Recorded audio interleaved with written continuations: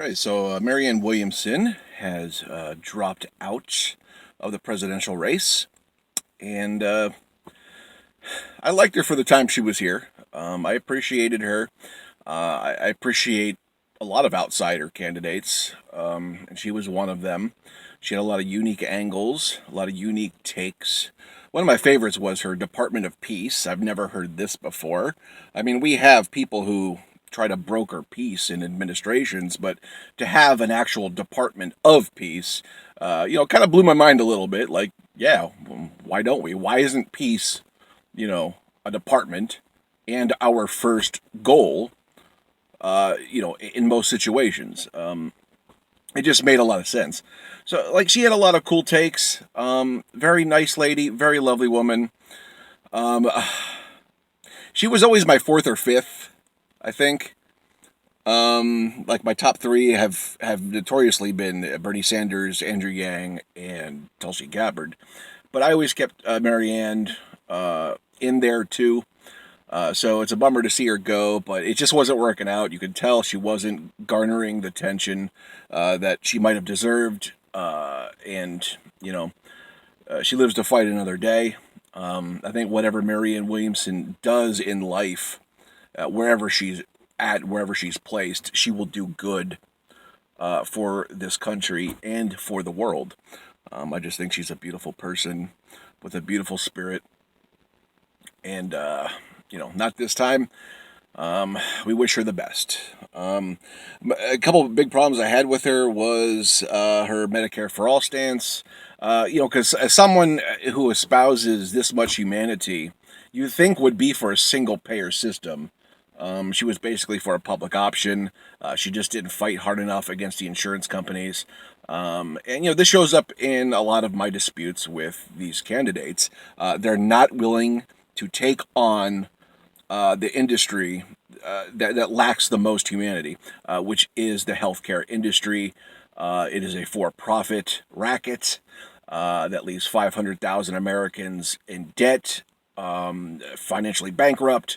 Up to 45,000 Americans die every year simply because they do not have health care. So if you're somebody, and I say this for Andrew Yang too, if you're pushing a humanity spirit within your rhetoric and within your policies, you have to be against the for-profit insurance company. There's no arguments here. There is a black and a white in this argument. There's nothing to debate. I don't need to argue with you. I don't need to flesh this out. I don't need to hear other points of view. The for-profit healthcare industry in this country is pathologically amoral and immoral. Either one. It is not for people. It is for profit. And it must be attacked accordingly. It must be a system that works for us and us first.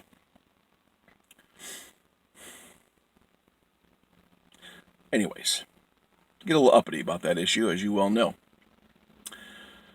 So Marianne failed on that front for sure. But I don't know. I liked seeing her in there. She really opened up the diversity. It's obviously great to see women in the field, inspiring women. Because most of us want to vote for a female candidate. We want a female president. Obviously, we want the person with the right policies first, and then everything else is just bonus, right?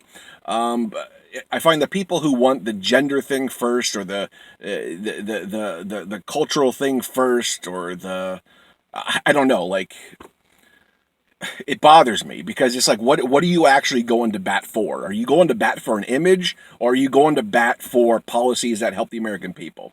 And obviously I go for the latter, and I wish more people would, but people they're married to identity politics, and it's BS. But I don't know. She hung in there for a long time, though. I will give her this. She hung in there way longer than I thought she would. So, that's what I love about her. She has a fighting spirit, along with a beautiful spirit. She's a fighter.